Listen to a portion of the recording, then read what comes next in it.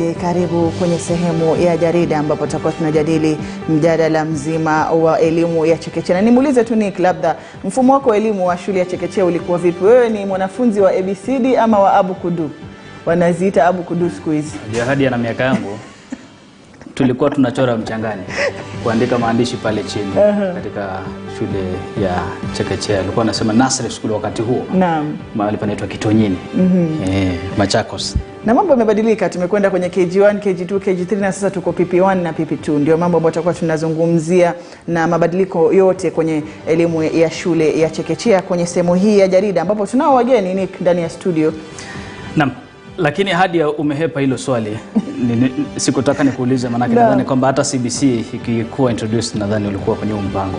Mtazamaji, wageni ndani ya studio siku leo ni Oscar Kadenge ambaye alikuwa meneja wa mipango ya chekechea katika shirika la Path, na vile vile Daktari Teresa Mwoma Ocharo ambaye ni mhadhiri katika chuo kikuu cha Kenyatta. Bila shaka tutakuwa tunazungumza nao muda si mrefu kwa kina zaidi kuhusiana na swala hili, tuweze kufahamu mazuri na mabaya ya mafunzo ama masomo ya chekechea na tuelewe ni yapi ambayo yanahitaji kurekebishwa angalau kwa sasa. Naam, bila shaka. Lakini kwa sasa walimu wa chekechea wamekuwa wakilalamikia kuhusu mazingira magumu ya kazi, ikiwemo mishahara duni na changamoto zinginezo. Ingawa sekta hiyo ilitangulia, mtazamaji, katika mafunzo na elimu ya humu nchini, ni swala ambalo limekuwa likiangaziwa kwa muda, na hivyo basi wengi wanasema kwamba linahitaji kuangaziwa kwa kina, hasa ukijaribu kuangazia, mtazamaji, tofauti ambazo zipo, tofauti kubwa tu kwenye viwango vya walimu, viwango vya elimu vya mafunzo, na bila shaka mishahara ya walimu katika baadhi ya kaunti zikilipa vyema, nazo zingine zikisemekana kuwalipa walimu hao mishahara duni. Aidha, zipo taarifa kwamba baadhi ya walimu wameanza kuigura taaluma hiyo na kufunza chekechea. Shadrack Miti na anaangazia hali ya walimu ya chekechea humu nchini.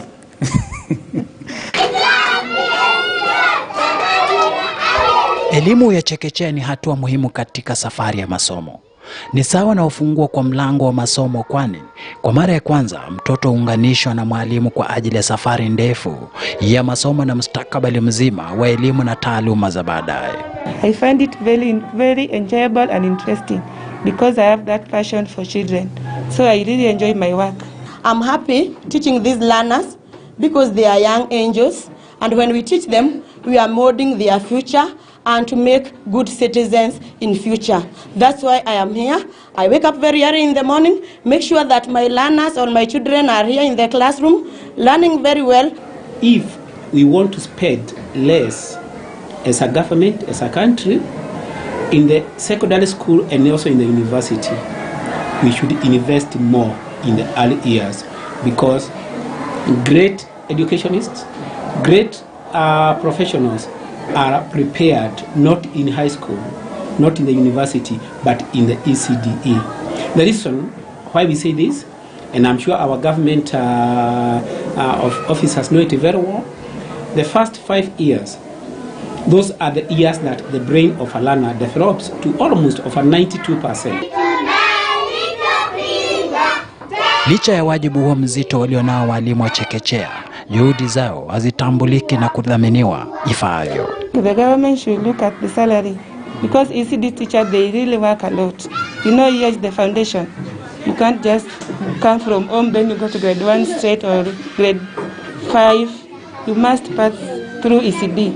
So they really do a lot of work. So the government should look at that, yes, and pay them well. We can see they are trying to employ the ECD teachers, but at least we think it is good for them to do much more for us, because without these small young children, we cannot get the future. Without passing from the ECD, you cannot get a doctor, you cannot get a president, because even the president himself passed through the ECD. So this is where we have the foundation of learning, foundation of everything. That's why we are saying that this is the place where, if they need to put more effort on, go to our universities. If a certain student who is there because maybe they are gifted and they were not given the proper values at the early years, that is at the ECD years, then you will find that even the work ethics is actually in want. Meaning ECD is the foundation of the whole education sector. We need to have all the stakeholders being involved. The parents must also know their role, so that even as the government brings in whatever, maybe the staff and the feeding program, and also equipping of the ECD centers with the play items, parents must know how to handle these learners when they're at home. Nchini Kenya, elimu ya chekechea imeunganishwa na mfumo na umbo rasmi la masomo ya msingi. Hata hivyo, wadau wa elimu wameibua maswali kutokana na ukosefu wa mpango rasmi wa kuelekeza huduma hiyo muhimu, hali inayosemekana kwa kikwazo kikubwa katika utekelezaji na uendeshaji wa sekta hiyo muhimu. If a teacher is being paid like 20,000 in the ECD sector, I would propose that the salary of an ECD teacher should be even more than a P1 teacher, because these are the teachers who are doing a lot. These teachers, not only do they teach, but they remain like mothers. You see, they are there to clean the floor. If a child messes themselves up, they are there to clean them up, and everything else. They do a lot of work, but without appreciation, we might actually mess with what will matter more the years to come. So for us to get a good generation being prepared at the ECD level, we should appreciate these teachers very well. Walimu wa chekechea wakiwemo wale walioajiriwa na serikali za kaunti wanadai kubaguliwa na kudhulumiwa katika mishahara yao, hali inayosemekana kuwavunja moyo na kuwafanya wengi wao waanze kujiondoa kwenye ualimu. Kwa mjibu wa taarifa ya serikali kuhusu hali ya elimu ya chekechea nchini, walimu 22,000 wa chekechea waligura taaluma hiyo kati ya mwaka 2014 hadi mwaka 2019.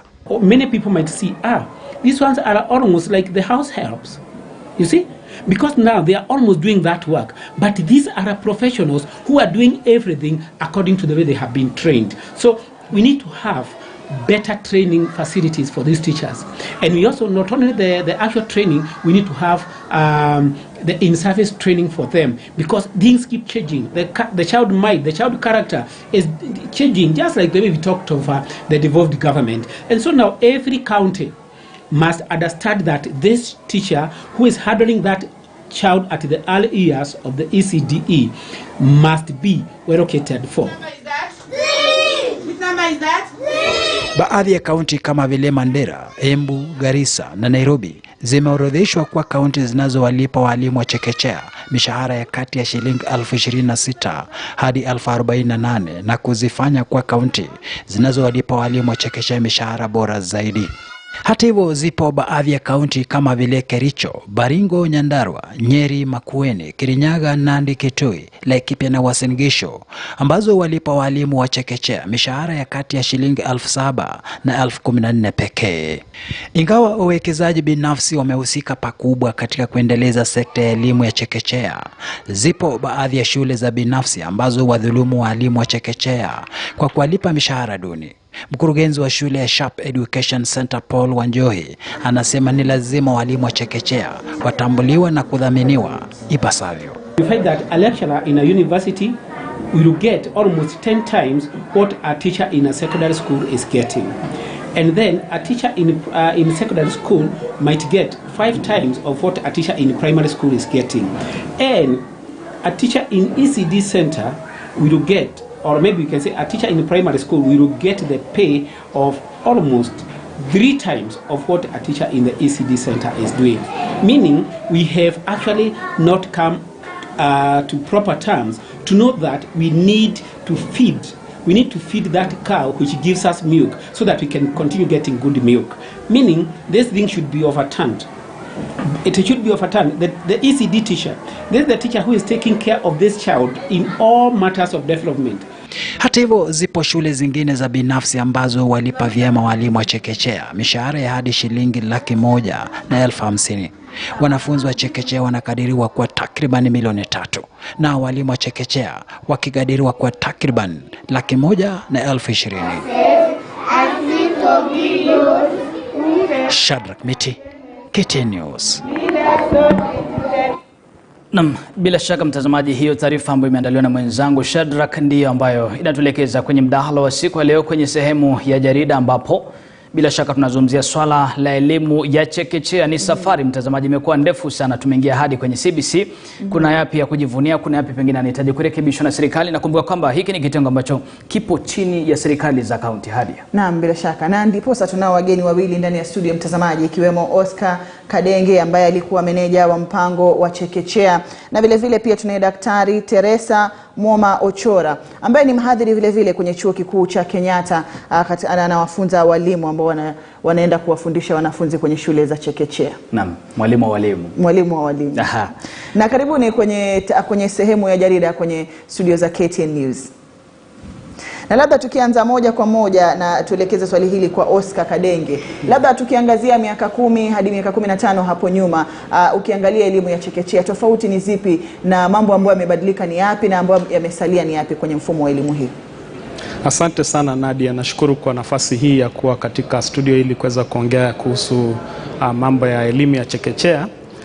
Na tukiangalia pale nyuma, tafadhali niruhusu nirudi kwenye mwaka wa 1980 pale ambapo kutokana na agizo la rais, mambo ya elimu ya chekechea yalitolewa kwa serikali zile zilizokuwa za zamani, za county council governments, zile za kitambo, na mambo ya elimu ya chekechea yakaletwa kwa Wizara ya Elimu, na ikawa sasa Wizara ya Elimu ikapewa nafasi ya kuweza kuongoza mipangilio yote ile iliyokuwa ya kuhusu elimu ya chekechea. Sasa kuanzia wakati huo tumepata kuona kwamba kumekuwa na mwelekeo ambao umekuwa ni wa kuanza kuwa na kila ambacho tunaweza sema sheria ambazo zimetungwa, sera ambazo zimewekwa pia ambazo zimekuwa za kuongoza sekta hii. Na katika kufanya hivyo pia kumekuwa na mikakati ambayo imeonekana wakati huu wote kuhusu jinsi ambavyo mfano shule ambayo iko na watoto wa umri wa miaka 4 au 5 wanafaa kuwa na walimu wangapi na mwalimu mmoja anaweza kuwa na wanafunzi wangapi. Kwa hivyo ninaweza kusema kwamba tangia mwaka wa 80 hadi kufikia sasa kumekuwa na mwelekeo ambao umekuwa ni wa kuweza kuboresha yale yanayoendelea katika shule hizi, na najua kwamba bado kuna mengi ambayo yanafaa kufanywa.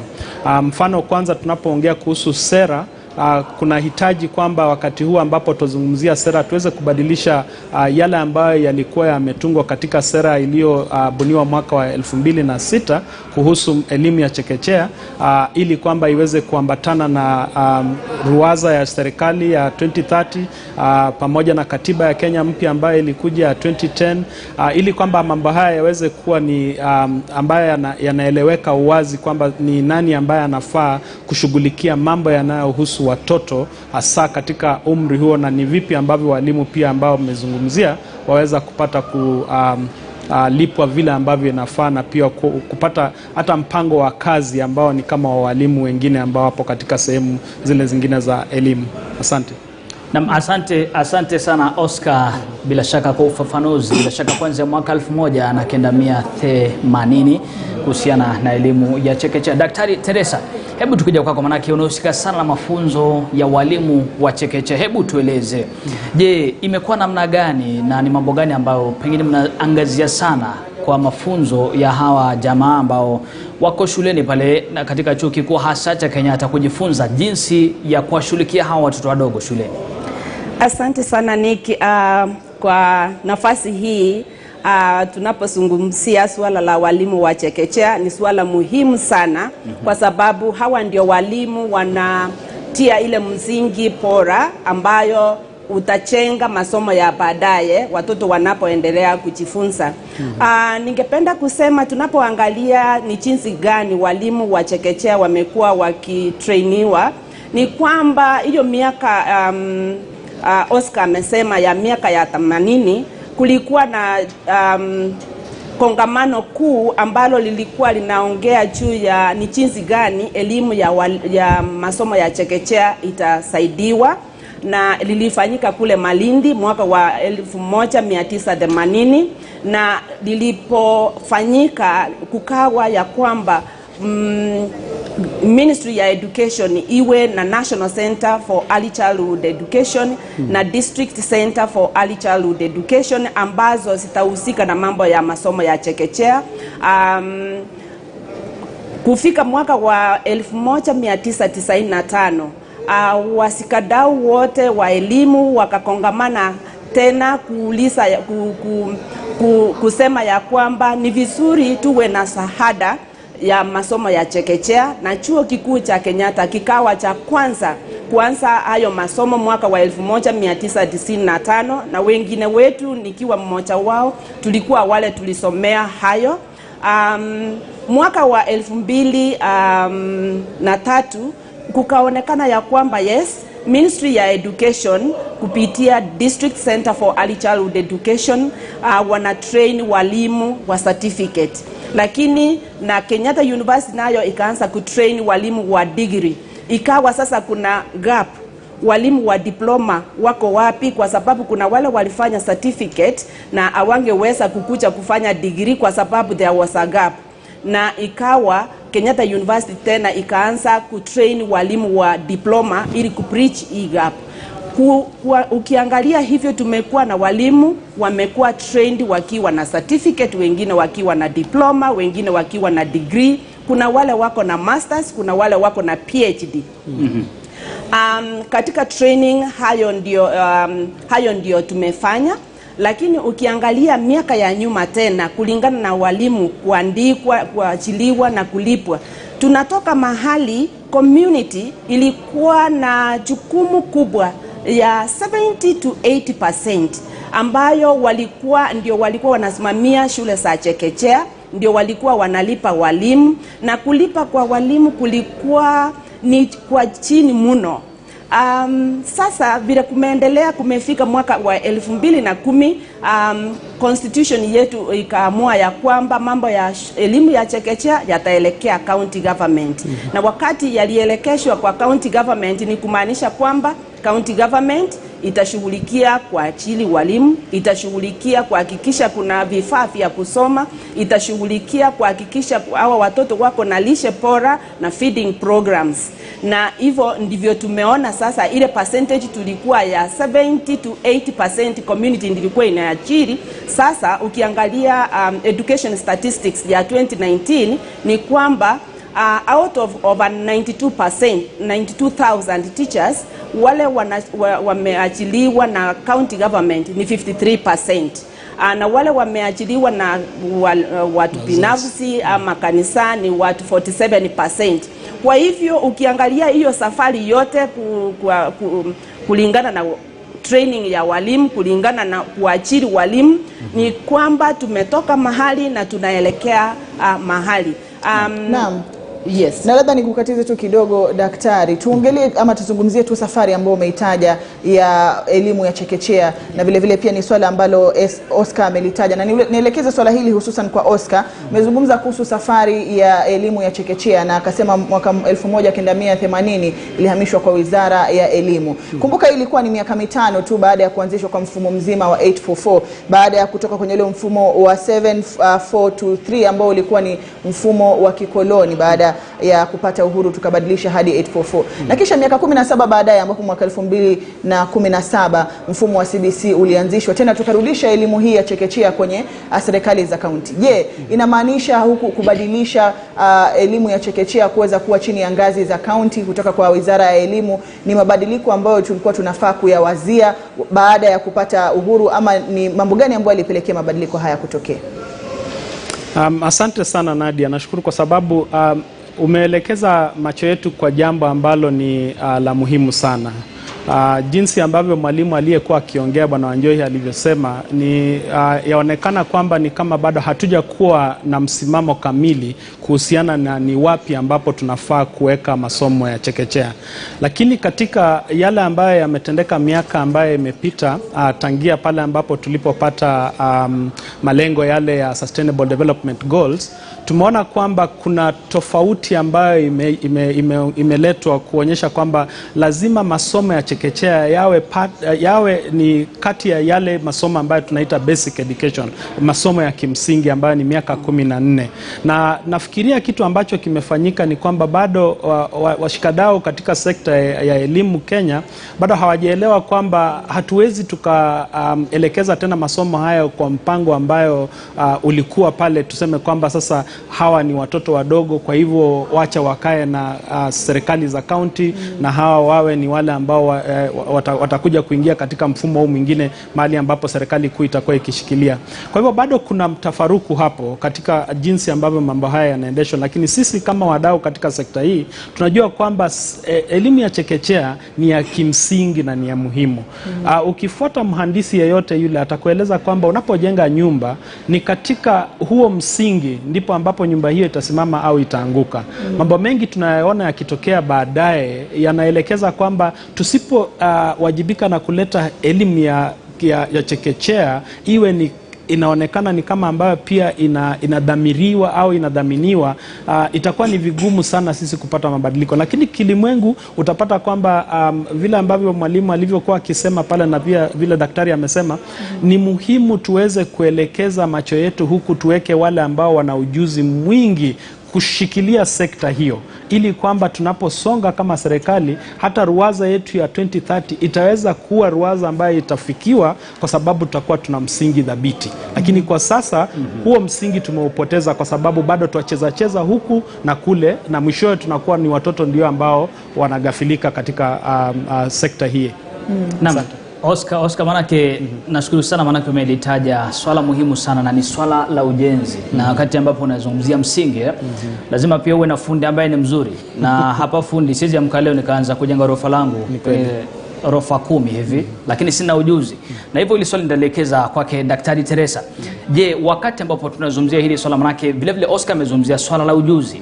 Je, unahitaji nini kama mwalimu ama kuwa mwalimu wa chekechea? Teresa, manake unahusika sana na mafunzo ya hawa walimu. Unahitaji nini kuwa mwalimu mzuri wa chekechea ili kuweka ule msingi vizuri? Asante sana Nick. Ningependa kuongezea ili jambo la mifumo ya elimu kwamba ukiangalia hii mifumo 3, hii wa kwanza ulikuwa wa 7 4 2 3, wa pili ukawa ni 8 4 ni kwamba hiyo mifumo miwili haikuzingatia mambo ya shule ya chekechea kabisa. Ni mfumo wa sasa ambao unaitwa wa CPC ndio peke yake imeanza na miaka miwili ya masomo ya chekechea. Kwa hivyo kumaanisha ya kwamba hapo mbeleni hata kama watoto walikuwa wanaenda katika shule kusoma masomo ya chekechea, hayakuwa ya lazima, na ndio sababu ukiangalia policy ya free primary education ilikuwa inasema ya kwamba mtoto anapofika miaka 6 aende shule. Hawakukuwa wanajali kama huyu mtoto alipita masomo ya chekechea ama la. Na ndio sababu wazazi wengi walikuwa wanaacha watoto wanakaa nyumbani, ikifika miaka 6 sasa anapeleka mtoto shuleni. Na sababu ilikuwa kwa sababu katika masomo ya chekechea, kwa sababu wazazi ndio watalipa mwalimu, lazima mtoto alipe shule. So mzazi anaona kwa nini nipeleke mtoto shule ya malezi, nilipe fees, na ili akikaa mpaka miaka 6 aende shule, ataenda kusoma. Hiyo nilikuwa tu ninaongezea. Nikirudi kwa swali lako kwamba ni nini mwalimu wa chekechea anahitaji kujua. Mwalimu wa chekechea vile nilisema ni mtu muhimu sana kwa maisha ya mtoto, kwa sababu yeye ndiye anapatia mtoto msingi kimasomo, na kwa ili aweze kupatia mtoto msingi bora ni lazima amuelewe mtoto anakuwa kivipi, child development. Ni lazima aelewe ni jinsi gani atamtambua yule mtoto akona special needs, labda yeye kwa kuelewa maneno ni slow, ama yeye akona upungufu fulani yenye itaonekana kule nyumbani, kama labda akona upungufu kuona ama kusikia. Kwa hivyo ni mwalimu lazima ajue hayo, na hili ajue hayo, ukiangalia yale mafunzo tunawapea kule university na kule colleges hizi zingine zinatayarisha walimu, ni kwamba hayo ni mambo muhimu mwalimu lazima afunzwe. Kitu kingine ni jinsi gani mwalimu anastahili kujiandaa ili aprepare lesson yake ili aweze kuenda kufunza mtoto kulingana na miaka yake na ile kukua in terms of development. Kwa hivyo anapoyaelewa hayo na anapojua ni jinsi gani ataprepare lesson zake, inakuwa ni rahisi sana kwake aweze kufundisha huyu mtoto. Pia ni material gani, ni vifaa gani vinahitajika ili kuweza kusaidia huyu mtoto aweze kusoma kwa kutumia kucheza, kwa sababu hawa watoto sio kama wakubwa wale utaenda class uanze kuwaeleza waanze kusoma kutoka kwa vitabu. Wao lazima uwe na vifaa vya kucheza. Hata kama unataka wajue kusoma, kuna zile vifaa utakuwa nazo ukitumia ili waweze kusoma. Kwa hivyo hayo ndio mambo mwalimu wa chekechea anastahili kujua akiwa pale training, ili akiweza kufika shule aweze kuyatimisha. Lakini pia tunawafunza ni jinsi gani watatangamana na wazazi wa hawa watoto na walimu wenzao kule shule, ili waweze kushirikiana kusaidia hawa watoto wakiwafundisha. Asante sana Dr. Teresa. Unajua umezungumza vizuri sana mpaka mwelekezi wangu anaitwa Karen anasema kwamba anataka kuwa mwalimu wa chekechea. Sijui kama ataweza ama haya mambo sijui kama anaweza kutekeleza. Nilikuwa mwalimu wa chekechea miaka 10, nikaenda kusoma university, nikamaliza my first degree, nikaenda kuwa mwalimu wa chekechea. Kwa hivyo mimi ni mwalimu wa chekechea damu. Tukimaliza nitaambia Karen na kuone kando. Mtazamaji, tunazungumzia swala la masomo ya chekechea kwa lugha ya Kimombo ni ECD, na vile vile muda si mrefu tutakuwa naangazia kwa kina zaidi anaona vipi na mtaala mpya ambao ni mtaala wa umilisi yani CBC. Ndani ya studio Dr. Teresa Mwoma ambaye vile vile ni mhadhiri wa Chuo Kikuu cha Kenyatta, na Oscar Kadenge ambaye alikuwa meneja wa mipango ya chekechea katika shirika la MAFI. Naam, ni kadri mjadala huu unavyozidi kusonga mbele tunaona kwamba jukumu ambalo amepewa mwalimu wa chekechea ni kubwa mno, na pale ndipo ambapo tunaweka msingi wa maisha ya mtoto yoyote pale ambaye atakuwa anapitia kwenye elimu ya chekechea. Tutakuwa tunaendelea na mjadala huu ndani ya muda usiokuwa mrefu. Mtazamaji, usibanduke.